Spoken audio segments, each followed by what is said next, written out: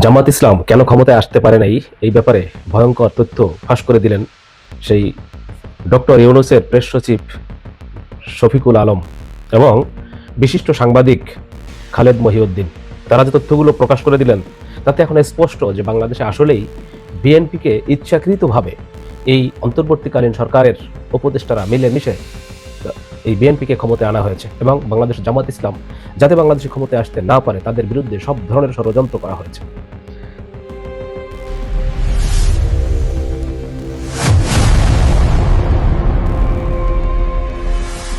খালেদ মহিউদ্দিন তিনি বলেছেন যে অন্তর্বর্তীকালীন সরকারের যে উপদেষ্টা এই ডক্টর খলিলুর রহমান পররাষ্ট্র উপদেষ্টা ছিল, তিনি পদত্যাগ না করেই কিন্তু বিএনপি আবার নির্বাচনে তাদেরকে বিজয়ী করে আবার সেই পররাষ্ট্র মন্ত্রী হিসেবে তিনি এই দায়িত্ব যে আবার পেলেন বা দায়িত্ব পালন করতেছেন। এটা হচ্ছে সবচাইতে বড় জ্বলন্ত উদাহরণ যে অন্তর্বর্তীকালীন সরকারের সাথে একটা লিয়াজু ছিল বিএনপির, যে বিএনপি কিভাবে ক্ষমতায় আসবে, তাদেরকে কিভাবে ক্ষমতায় আনা হবে, সব ধরনের ব্যাপারে এই অন্তর্বর্তীকালীন সরকার তাদেরকে সহযোগিতা করবে। এবং এছাড়া দেখেন এই রেজওয়ানা বন্যা তিনি স্পষ্ট ভাষায় তিনি বর্ণনা করে দিলেন যে কিভাবে ইলেকশন ইঞ্জিনিয়ারিং করা হয়েছে। অর্থাৎ তিনি নিজের মুখে বলেছেন যে 168টা আসনে এই জামাত ইসলাম তারা বিজয়ী হয়ে ক্ষমতায় আসবে, তাদেরকে আমরা মাত্র 68 আসনের ভিতরে থামিয়ে দিয়েছি। শুধু তাই না, যে তারা মেইন স্ট্রিম যাতে হতে না পারে সেই ব্যাপারে আমরা চেষ্টা করেছি। অর্থাৎ তাদেরকে আমরা মেইন স্ট্রিম হতে দিই ক্ষমতায়, অর্থাৎ তাদেরকে আমরা ক্ষমতায় আসতে দেইনি। স্পষ্ট বার্তা। এর দ্বারা কি প্রমাণ হয় যে আসলে জামাত ইসলামকে কোনোভাবে ক্ষমতায় আসতে দেওয়া হয় নাই, এই অন্তর্বর্তীকালীন সরকারের পক্ষ থেকে সেটা চেষ্টা করা হয়েছে। শুধু তাই না, নির্বাচনের ফলাফলের পর আসিফ নজরুল তিনি একটা পোস্ট দিয়েছিলেন আলহামদুলিল্লাহ, তাতেও অনেকটা সন্দেহ হয় যে আসলে তারা যেটা সফল করতে চেয়েছিলেন সেটাতে তারা সফল হয়েছে। যে কারণে বাংলাদেশ জামাত ইসলামের মতো একটা রাজনৈতিক দল তাদের ক্ষমতায় আশাকে বিভিন্নভাবে তাদেরকে ব্যাহত করা হয়েছে। এছাড়াও আমরা দেখছি যে আসলে মূলত বিএনপি তারা যেভাবে তারা ইসলামকে ব্যবহার করে, কিন্তু বাস্তবে তারা মুখে যেটা বলে সেটা আসলে কাজে তারা করে না। তারা মদিনার সনদ বাস্তবায়ন করবে, অর্থাৎ মদিনার ইসলাম তারা চালু করবে, এমন কথা তারা বলেছে। অথচ আবার আমরা দেখেছি তাদের সেই সমস্ত নেতাকর্মীরা আবার ইসলামের বিরুদ্ধে তারা কথা বলেছে। এমনকি সেই নওগাঁর সেই পাপিয়া দেখেছেন সে কিভাবে কথা বলেছে, ইসলামকে সেই তামাকের চাইতেও খারাপ উদাহরণ দেওয়া হয়েছে। এবং যারা কথায় কথায় একটা সময় এই ইসলামের কথা বলতো, আমরা দেখি যে এই যে 2018 সালে আওয়ামী লীগের সাথে আতাত করে যে সমস্ত বিএনপি নেতাকর্মীরা চলতো, সেই নওগাঁ হারুন সাহেবের মতো লোকেরা যারা পার্লামেন্টে কথায় কথায় কোরআন আয়াত দিয়ে উদাহরণ দিত, কিন্তু বাস্তবে তারা জীবনে তারা কিন্তু সেই কোরআন আয়াতকে অনুসরণ করে। এটা ইহুদিরাও মাঝে মধ্যে এই কাজগুলো করে, যে অনেক সময় তারাও ইসলামটাকে প্রচার করার জন্য ইসলামের অর্থাৎ প্রচার ঠিক না, মানে ইসলামের কথাগুলো বলে বলে অর্থাৎ কোরআনের আয়াতগুলো বলে উদাহরণ দেয়, বাস্তবে তারা কি কোরআন মানে। আসলে বাংলাদেশে জামাত ইসলামের কিছু দুর্বলতা অবশ্য আছে, এটা আমরাও মনে করি যে বাংলাদেশ জামাত ইসলাম তাদের কিছু দুর্বলতার কারণে তারাও আসলে ক্ষমতায় আসতে পারে নাই। তার ভিতরে অনেক ধরনের উদাহরণগুলোই সামনে দেওয়া যায়, যে আসলে তারা যেভাবে বলছিল যে আসলে মূলত বাংলাদেশে এই তাদের নির্বাচনের সময় সমস্ত ভোট কেন্দ্রগুলো পাহারা দিবে, কিন্তু অনেক জায়গায় দেখা গেছে যে ভোটের দিন তাদের এজেন্টই তারা ঠিক মতো দিতে পারেনি। আসলে বাংলাদেশের জনগণ তাদেরকে ভোট দিলেও এই আমানতগুলো রক্ষা করার মতো যে একটা শক্তি সেটা তাদের আসলে ছিল না, যে কারণে তাদের এই ব্যর্থতা। বাংলাদেশ জামাত ইসলামের দীর্ঘ রাজনৈতিক ইতিহাসে রাষ্ট্রক্ষমতায় আসতে না পারার পিছনে আসলে রাজনৈতিক বিশ্লেষক এবং সমাজ বিজ্ঞানীদের বেশ কিছু মৌলিক কারণ বা দুর্বলতা আসলে তারা চিহ্নিত করে রেখেছে। যেমন আসলে এই ঐতিহাসিক ও আদর্শিক একটা বিতর্ক কিন্তু জামাত ইসলামের বিরুদ্ধে আছে। 1971 সালে তারা বাংলাদেশের বিরুদ্ধে তাদের অবস্থান ছিল, তারা সেই আল শামস আল বদর তাদেরকে সহযোগিতা করেছেন। এই ধরনের অর্থাৎ মুক্তি ওই শান্তি কমিটির সাথে তাদের একটা লিয়াজু ছিল।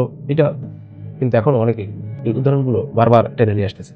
এরপর দেখুন জনসমর্থনের একটা সীমাবদ্ধতা আছে, কারণ জামাত ইসলামী অত্যন্ত সুশৃঙ্খল ক্যাডারভিত্তিক রাজনৈতিক দল, এটা আমরা মনে করি। কিন্তু তারপরেও এই তুলনামূলক তাদের কিছু এই দুর্বলতা অবশ্যই রয়েছে, যেখানে তাদের এই যে আদর্শ, এই আদর্শের সাথে ব্যাপক এই জনগণের একটা সম্পৃক্ততা রাখতে করতে পারেনি, কারণ তাদের কিছু নিয়ম নীতি রয়েছে, যে নিয়ম নীতি অনেকেই কিন্তু আসলে এটা মেনে এই বাংলাদেশ জামাত ইসলামের সাথে রাজনীতির সাথে যুক্ত হতে অনেকে পারে না। কিন্তু আসলে প্রধান রাজনৈতিক শক্তির সাথে তাদের একটা দুর্বলতা ছিল, অর্থাৎ জামাত ইসলাম যে বিগত দিনে তারা যায় রাজনীতি করছে, তারা কোনো না কোনো একটা দলের উপরে নির্ভর হয়ে অনেক সময় রাজনীতি করছে। এককভাবে বাংলাদেশে কখনো রাষ্ট্র ক্ষমতায় আসার চিন্তা বা এই ধরনের ইচ্ছা তাদেরও ছিল না বলা, কারণ বিগত প্রায় 2 দিন ধরে আপাতত যে বিএনপির সাথেই তারা ঐক্যবদ্ধ হয়ে তারা এই রাজনীতি করার চেষ্টা করেছে, অর্থাৎ বিএনপির সাথে বিএনপির উপরে নির্ভর হয়ে তারা চলার একটা চেষ্টা তাদের ছিল। তো এবং উগ্রবাদ এবং জঙ্গিবাদের একটা অভিযোগ এই জামাত ইসলামের বিরুদ্ধে কিন্তু আছে। যে সময় আমরা দেখি যে আসলে বিভিন্ন সময় আন্তর্জাতিক ও দেশীয় মহলে জামাত এবং তাদের এই ছাত্র সংগঠন শিবিরের বিরুদ্ধে কিন্তু আসলে এই ধরনের অবস্থা অনেকেই এই ধরনের অভিযোগ করে আসতেছেন যে প্রশ্নগুলো মানে উগ্রপন্থা এবং সহিংসতার অভিযোগ কিন্তু তাদের বিরুদ্ধে আছে। তবুও এই ধরনের নৈতিক প্রচারণা সাধারণত ভোটারদের একাংশ বা পশ্চিমা বিশ্বকে তাদের প্রতি একটা সন্দিহান করে তোলে। যদিও এই ব্যাপারে বাস্তবে তাদের সাথে মিল না থাকলেও কিন্তু এই বিভিন্ন যে মিডিয়ার যে অপপ্রচার, এই অপপ্রচারগুলো কিন্তু আসলে জামাত ইসলামকে অনেকটাই কোণঠাসা করে রেখেছে। এবং আধুনিক ও অন্তর্ভুক্তিমূলক রাজনৈতিক কিছু অভাব তাদের ভিতরে আছে। যেমন বর্তমান সময়ে তরুণ প্রজন্মের বড় একটি অংশ আসলে কর্মসংস্থান এবং প্রযুক্তি ও আধুনিক উন্নয়নমুখী মূলত এই রাজনীতি পছন্দ করি। সেই দিক থেকে আসলে জামাত কঠোর আদর্শিক অবস্থান এবং অনেক সময় আধুনিক ও প্রগতিশীল চিন্তার সাথে সাংঘর্ষিক মনে হয় তাদের এই কর্মগুলোকে, যে কারণেই আসলে নতুন ভোটারদের আকৃষ্ট করাটা একটু কষ্ট হয়ে যায় তাদের জন্য। এবং নেতৃত্বের একটা সংকট কিন্তু তাদের আসলে আছে। আমরা দেখেছি যখন বাংলাদেশে আওয়ামী সরকার এই জামাত ইসলামের শীর্ষস্থানীয় নেতাদেরকে যখন এই যুদ্ধ অপরাধে অপরাধী করে তাদেরকে যখন হত্যা করা হয়েছে, তাদের নেতৃত্ব স্থান যেখানে ছিল অর্থাৎ তাদের সেই মূল যে নেতা যারা সবচেয়ে বাংলাদেশে পরিচিত মুখ ছিল, তাদেরকে অনেককেই কিন্তু আসলে তাদেরকে এই হত্যা করা হয়েছে বিচারের নামে অবিচার করে। যে কারণে এখন তাদের এই পরিচিত ফেসগুলি বা জনপ্রিয়তার শীর্ষে থাকা যে সমস্ত মুখগুলো, এগুলো কিন্তু বাংলাদেশে খুব কমই তাদেরকে আসলে মানুষ চেনে। এই কারণে আসলে এটাও একটা জামাতের অনেক দুর্বলতা। জামাত যদি সাংগঠনিকভাবে আসলে তারা এই আরো শক্তিশালী করতে না পারে, তাহলে তাদের জন্য কিন্তু এই দেশের ক্ষমতা আসাটা অত্যন্ত দুর্বল হয়ে যায়। কারণ এই ধরনের ইলেকশন ইঞ্জিনিয়ারিং এর মতো একটা ব্যাপার কিন্তু বাংলাদেশে আসলে সাধারণ জনগণ কিন্তু ভাবতে পারে না। আসলে দেখেন, নির্বাচনের আগে বাংলাদেশে জামাত ইসলামের একটা জোয়ার কিন্তু ছিল, অত্যন্ত জোয়ার ছিল। এই জোয়ারটা অনুযায়ী তারা ভোটও কিন্তু পেয়েছে। যেখানে ওই যে ইলেকশন ইঞ্জিনিয়ারিং হয়েছে অনেকেই বলতেছে, কিন্তু কেন তারা নিজেদের সেই অবস্থানটা নিজেরা ধরে রাখতে পারেনি, এটা কিন্তু এখন জনগণের অনেকটা কিন্তু তাদের প্রতি এখন ক্ষোভ আছে যে আমরা আপনাদেরকে এই যে বিশ্বাস করে আপনাদেরকে ভোট দিলাম, কিন্তু সেই ভোটের আমানতটা আপনারা নিজেদেরটা নিজেরা যে বুঝে নেবেন সেই ক্ষমতাটাও এখন পর্যন্ত আপনাদের হয়নি।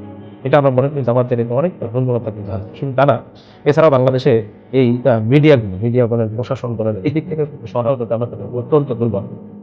বাংলাদেশের মেইন স্ট্রিম যে মিডিয়াগুলো আছে, এই মিডিয়াগুলো দেখেন সম্পূর্ণ জামাত বিরোধী একটা অবস্থান। জামাতের কখনো প্রশংসা বা জামাতের পক্ষে কিন্তু সাফাই গাইতে আমরা কখনো এই সমস্ত মিডিয়াগুলোকে দেখি। বরঞ্চ জামাতের কোনো কোনো রকম কোনো ভুল কিছু যদি পায়, সেটাকে এতটা পরিমাণে তারা প্রচার করে যে জামাতের বিরুদ্ধে বিস্ফোরণ করার জন্য সর্বোচ্চ চেষ্টা চালায়। এটা আরেকটা জামাত ইসলামের দুর্বলতা, যে তাদের নিজস্ব মিডিয়া নেই। এখন বাংলাদেশের জামাত ইসলামের অনেকগুলো আসলে মিডিয়া এখন তৈরি করা দরকার। অনেকগুলো টিভি চ্যানেল, পত্রিকা, এমনকি বিগত দিনে তাদের পক্ষে কথা বলার মতো কিছু মিডিয়া থাকলেও সেগুলো এখন পর্যন্ত তারা বন্ধ হয়ে যাওয়ার পরে, অন্তর্বর্তীকালীন সরকারের আগে আওয়ামী লীগ যখন ছিল, তখন কিন্তু তারা এই যে দিগন্ত টিভি, ইসলামিক টিভি, এগুলো টিভি চ্যানেলগুলো বন্ধ করে দিয়েছিল। অনেক পত্রিকা উপরে কিন্তু তাদের অনেক চাপ প্রয়োগ হয়েছে, অনেক পত্রিকাও বন্ধ ছিল। এই সমস্ত জিনিসগুলো কিন্তু আবার নতুন করে কিন্তু চালু করতে পারে নাই।